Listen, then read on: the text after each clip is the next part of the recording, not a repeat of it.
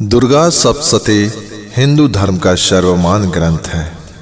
इसमें भगवती की कृपा के सुंदर इतिहास के साथ ही बड़े बड़े गुण साध्य रहस्य भरे हैं।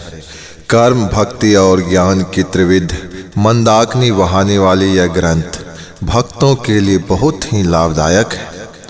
सकाम भक्ति इसके सेवन से मनोवांछित दुर्लभतम वस्तु या स्थिति सहज ही प्राप्त करते हैं और निष्काम भक्त परम दुर्लभ मोक्ष को पाकर कृतार्थ होते हैं। राजा सूरज से एक बार महर्षि मेघा जी ने कहा था, महाराज, आप उन्हीं भगवती परमेश्वरी की शरण ग्रहण कीजिए। वे आराधना से प्रसन्न होकर मनुष्यों को भोग, स्वर्ग और मोक्ष प्रदान करती हैं।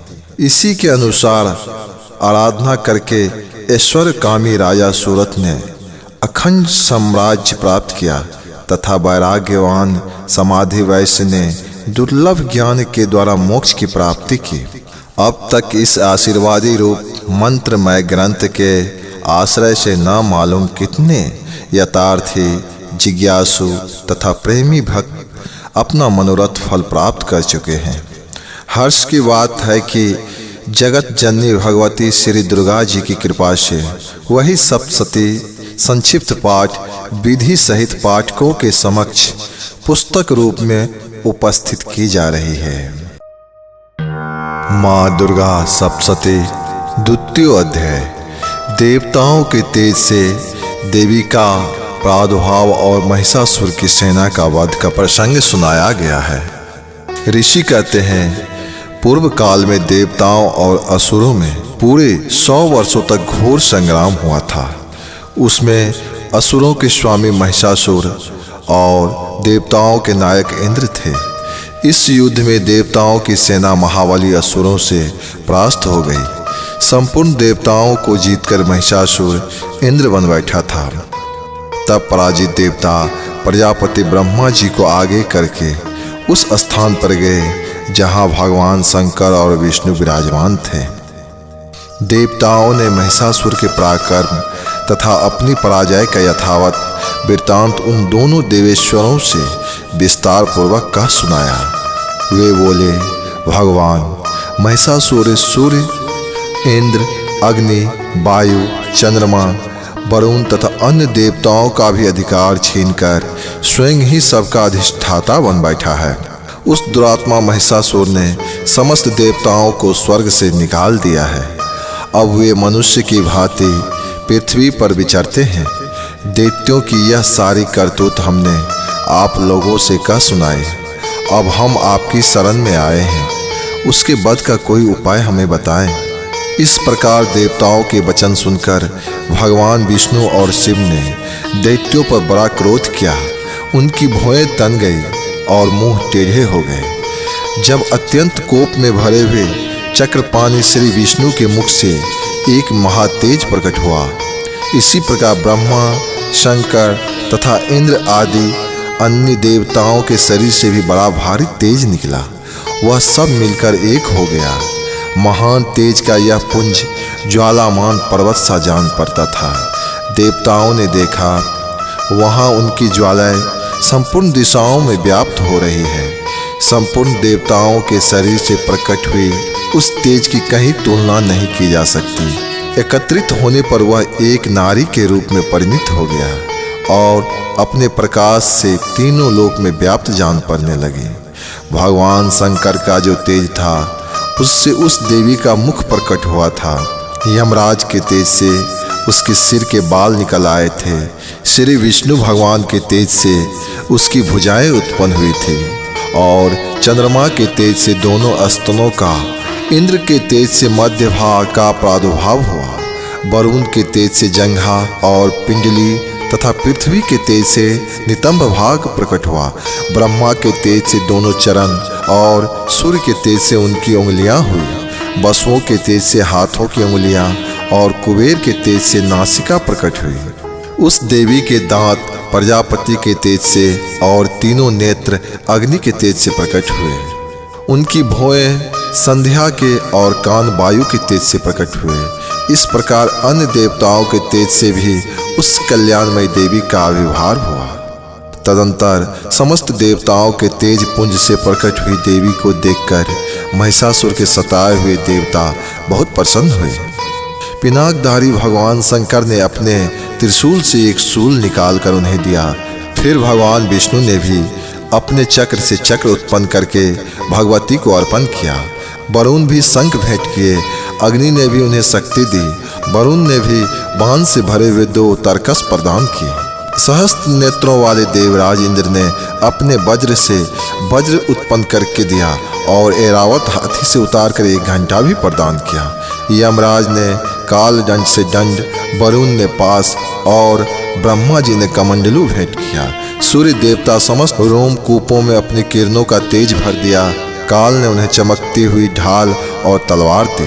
क्षीर समुद्र ने उज्ज्वल हार तथा कभी न खत्म होने वाली 2 दिव्य वस्त्र भेंट किए। साथ ही उन्हें दिव्य चूड़ामणि, कुंडल, करे, उज्ज्वल अर्धचंद्र, सब बाहुओं के लिए और दोनों चरणों के लिए निर्मल निपुर, गले की सुंदर हंसली और सब उंगलियों के लिए पहनने के लिए रत्नों की बनी हुई अंगूठियां भी प्रदान की।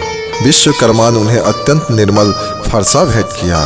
साथ ही अनेक प्रकार के अस्त्र और अभेद कवच दिए। जल ने उन्हें सुंदर कमल का फूल भेंट किया। हिमालय ने सवारी के लिए सिंह तथा भांति भांति के रत्न समर्पित किए। धन के देवता कुबेर ने मधु से भरा पान पात्र दिया तथा संपूर्ण नागों के राजा शेष ने, जो इस पृथ्वी को धारण करते हैं, उन्हें बहुमूल्य मणियों से आभूषित नागहार भेंट किया। इसी प्रकार अन्य देवताओं भी आभूषण और अस्त्र शस्त्र देकर देवी का सम्मान किया। तत्पश्चात उन्होंने बारंबार अट्टहास पूर्वक उच्च स्वरों से गर्जना की। उनके भयंकर नाद से संपूर्ण आकाश गूंज उठा। देवी के यह अत्यंत उच्च स्वर से क्या हुआ सिंहनाद कहीं समा न सका। आकाश उसके सामने लघु प्रतीत होने लगा। उससे बड़े जोर की प्रतिध्वनि हुई, जिससे संपूर्ण विश्व में हलचल मच गई और समुद्र भी कांप उठे। पृथ्वी डोलने लगी और समस्त पर्वत हिलने लगे। उस समय देवताओं ने अत्यंत प्रसन्नता के साथ सिंह वाहिनी भवानी से कहा, हे देवी, तुम्हारी जय हो। साथ ही महर्षियों ने भी भक्तिभाव विनम्र होकर उनका स्वागत किया। संपूर्ण त्रिलोकी की क्षोभग्रस्त देख दैत्यगण अपनी समस्त सेना को कवच आदि से सुसज्जित कर हाथों में हथियार ले सहसा उठाकर खड़े हो गए। उस समय महिषासुर ने बड़े क्रोध में आकर कहा, आह, यह क्या हो रहा है। फिर वह संपूर्ण असुरों से घिरकर उस सिंहनाद की ओर लक्ष्य करके दौड़ा और आगे पहुंचकर उसने देवी को देखा, जो अपनी प्रभाव से तीनों लोगों को प्रकाशित कर रहे थे। उसके चरण के भार से पृथ्वी दबी जा रही थी। माथे के मुकुट से आकाश में रेखा सी खींची जा रही थी। देवी अपनी हजारों भुजाओं से संपूर्ण दिशाओं को आच्छादित करके रखी थी। तदंतर उसके साथ दैत्यों का युद्ध छिड़ गया। अस्त्र शस्त्रों के प्रहार से संपूर्ण दिशाएं प्रकाशित होने लगे। चिछोर नामक महाअसुर महिषासुर का सेनानायक था। वह देवी के साथ युद्ध करने लगा। अन्य दैत्यों की चतुरंगिनी सेना के साथ लेकर चामर भी लड़ने लगा। 60,000 सारथियों को साथ आकर उदर्ग नामक महादैत्य लोहा लेने लगा। 1 करोड़ रथियों के साथ लेकर महाहनु नामक दैत्य युद्ध करने लगा, जिसके रोए तलवार के समान तीखे थे। वहीं असिलोमा नामक महादैत्य 5 करोड़ रथी सैनिकों सहित युद्ध में आ डटा। 60 लाख रथियों से घिरा हुआ वास्कल नाम दैत्य भी उस युद्ध भूमि में लड़ने लगा। परिवारित नामक राक्षस हाथी सवार और घुड़सवारों के अनेक दल तथा 1 करोड़ रथियों की सेना लेकर युद्ध लड़ने लगा। बिडाल नामक दैत्य 5 अरब हाथियों से घिरकर लोहा लेने लगा। इनके अतिरिक्त और भी हजारों महादैत्य रथ, हाथी और घोड़ों की सेना लेकर वहां देवी के साथ युद्ध करने लगा। स्वयं महिषासुर उस रणभूमि में कोटि कोटि सहस्त्र रथ, हाथी और घोड़ों की सेना से घिरा हुआ खड़ा था। वे दैत्य देवी के साथ तोमर, शक्ति, मुसल, खड़ग आदि अन्य प्रकार के अस्त्र शस्त्रों का प्रहार करते हुए युद्ध कर रहे थे। कुछ दैत्यों ने उन पर शक्ति का प्रहार किया, कुछ लोगों ने पास फेंके तथा कुछ दैत्यों ने खड़ग प्रहार करके देवी को मार डालने का प्रयास किया। देवी ने भी क्रोध में भरकर खेल खेल में ही अपने अस्त्र शस्त्रों की वर्षा करके दैत्यों के समस्त अस्त्र शस्त्र काट डाले। उनके मुख पर परिश्रम तथा थकावट का रंच मात्र भी चिन्ह नहीं दिखा।